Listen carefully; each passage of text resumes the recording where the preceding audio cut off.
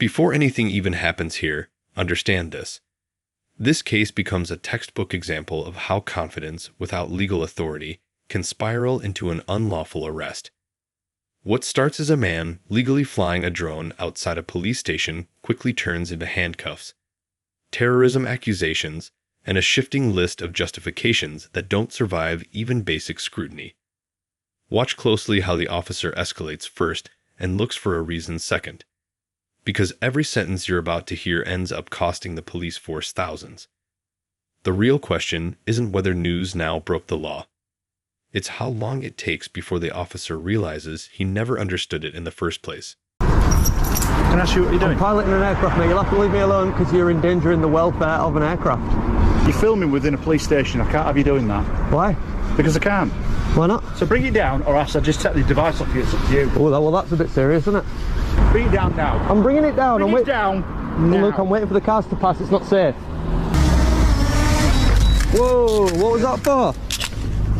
What's that for? At the moment I'm detaining you, potentially, on terrorist offences. Okay, okay. Am I under arrest? I've detained you at the moment. Okay. What reason are you filming a police station with a drone? To make a video.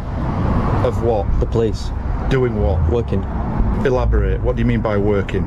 Just working. Just mulling about. Cars coming and going. Do you understand that obviously we're on a high risk with the police and people targeting the police? Not really. So you don't watch the news? Police officers and police stations get attacked all the time. When was the last time a police station was attacked? What, just name the last time a police station was attacked. I'm asking you the questions. You're not asking me any questions. I know, I'm asking you a question. Whether you answer, that's a different story. This moment sets the tone for everything that follows. Instead of identifying an actual offense, the officer immediately jumps to threats. Seizure of equipment, detention, and vague authority claims like, because I can. That's a red flag. In UK law, police powers don't come from discomfort or suspicion alone. They require clear legal grounding. Notice how news now repeatedly prioritizes safety by waiting for traffic, while the officer treats compliance as defiance. Ask yourself this. If the situation was truly dangerous, why is the officer more focused on asserting control than addressing any real risk? This isn't policing. It's impatience wrapped in authority. Offences and I don't know who you are, yeah, then I can arrest you. What and then offences we'll work out at the police station. What offences have I committed? You're twisting the cuff. I'm not twisting the cuff at all, I'm just holding it. What offences have I committed? None. That's what I'm trying to establish now. Well, establish that then before you put cuffs on me. No. Bloody hell. I don't know who you are. I don't know who you are. And I can't have you running away. I don't know who you are. I'm a police officer, you can clearly see that. I'm a member of the public, you can clearly see that. I don't know who you are. I don't know who you are. If we suspect you committing an offence, we just need to find out who you are. Yeah, but what offence do you suspect me of committing? You can't be, it's a restricted area, you can't be flying a drone or... Has he been flying a drone? Yeah. Of course I can. No, you see all this, like, so that sharp stuff on the fence, all yeah. So people can't get inside. Yeah, but you don't own the airspace. Can a plane fly over the top? That's a little bit different, isn't it? No, it's not, it's exactly the same. It is a little bit. No, it's exactly the same. Authorisation. I had authorisation yesterday by the Civil Aviation Authority to fly over Ellen Road, and that's exactly what... Here's where the interaction crosses into dangerous territory. The officer invokes terrorism, not based on intelligence, behavior, or evidence, but purely because he doesn't like the activity taking place. Terrorism legislation carries an extremely high legal threshold, and casually deploying it undermines its entire purpose. Watch how the questioning isn't aimed at uncovering a threat, but at fishing for compliance. When an officer says, "I'm asking the questions, you're not," it tells you everything about the mindset at play. Do you think this was ever about public safety, or was it about winning an argument through force? Stadium. You don't need the authorisation here. So you've not contacted anyone from West Yorkshire Police? Today? Yeah. No. You don't need to. It would be an ideal situation if you were to do that one. Maybe so, yeah. Maybe so. Yeah. Who are you? YouTube? What's your name? PC Calvo 5822. Awesome, I'll be putting a complaint about you. What's your YouTube account? I can't tell you that, mate. Not while he's here. I've just told you who I am. I need to establish who you are. Well, you won't be. So cuffs have been applied to prevent your disappearance, which is... Disappearance for what though? But what do you suspect me of doing? Potentially committing terrorism offences. Okay. Well, if you suspect me of committing a terrorism offence, then you should arrest me, shouldn't you? Got H&K Solicitors on speed dial, don't we know? Have you got anything on you that may harm me or my colleagues? No. Okay. And nothing that will let you know who I am either, so you'll be wasting your time. So what you're telling me, that if I were to let you go, you're just going to continue filming with the drone? That was my plan, yeah.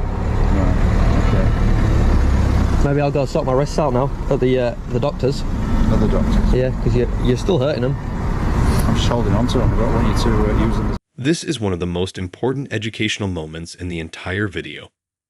Airspace in the UK is governed by the Civil Aviation Authority, not individual officers, not police stations, and not personal discomfort.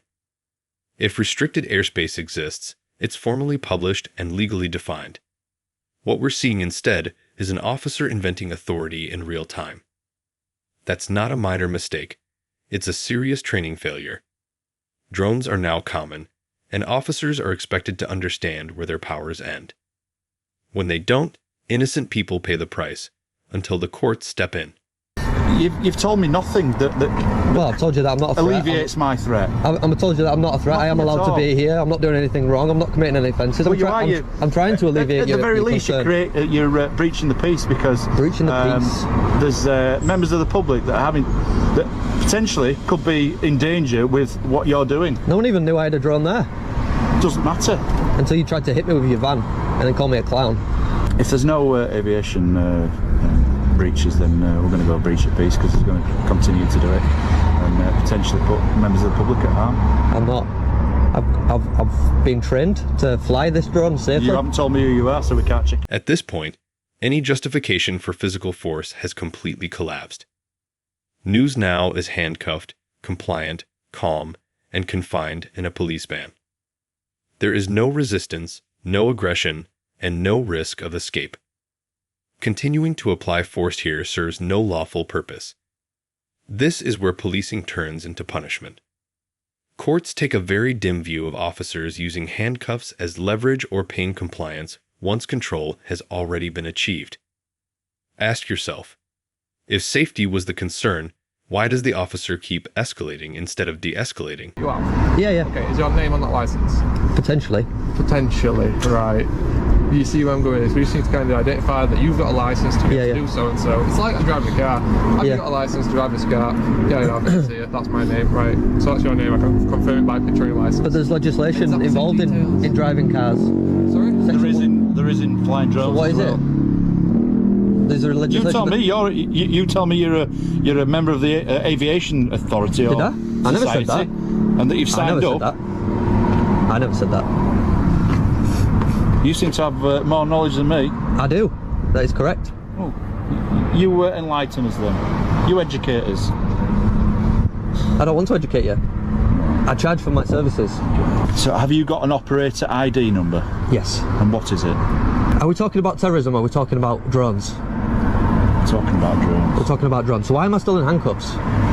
If you want to uncuff me and we want to have a conversation, there is, you know... You're still a threat to me because I don't know who you are. I'm not a threat to you. I'm not a threat to anybody. It's ridiculous, mate. You come up to me, tried to hit me with your van, called me a clown and then put cuffs on me, said I was a terrorist. And now you want me to help you I out? haven't said you were a terrorist. And educate you. I said I've detained you. Under terrorism legislation. Believing you potentially you could be a terrorist or committing terrorism. Right, well, to you... Watch how the officer's narrative starts unraveling.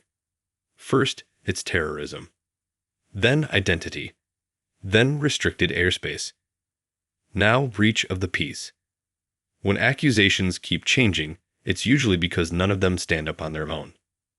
Breach of the peace requires an actual or imminent disturbance, not speculation, not discomfort, and not potential danger with no evidence.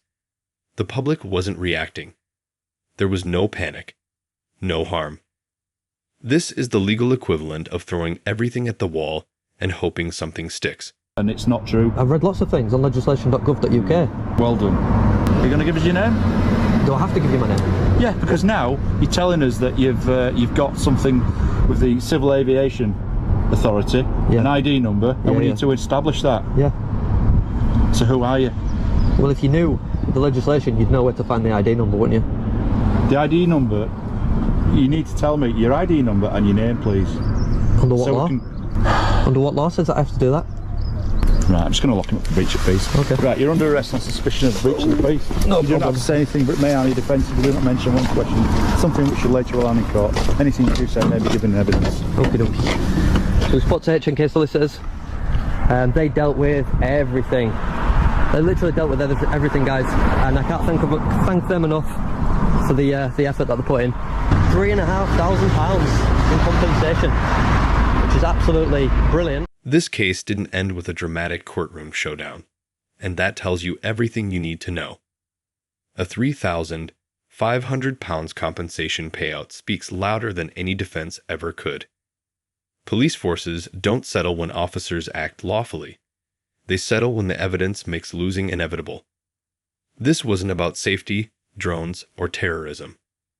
It was about an officer who couldn't accept being corrected and escalated instead of reassessing. And remember, that compensation didn't come from the officer's pocket. It came from public funds. If you found this case as shocking as we did, make sure to hit that like button. Share your thoughts in the comments,